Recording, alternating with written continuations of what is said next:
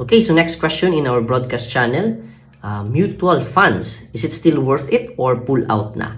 Well, if you've been investing in the Philippine mutual funds, probably you notice na for the past more than 10 years, parang nag-stagnate lang yung growth, okay? Or possible na lugi ka pa nga.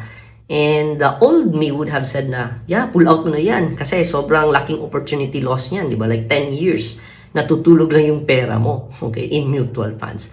But right now, meron na kasing tinatawag na mga dividend-paying funds, okay? So probably I'll put some of them here. I'll flash it in the screen. So basically, para silang dividend stocks na nagbibigay ng regular dividends. And the good thing kasi dito sa mga dividend funds, monthly sila nagbibigay ng dividends. Meaning, mari-reinvest mo siya.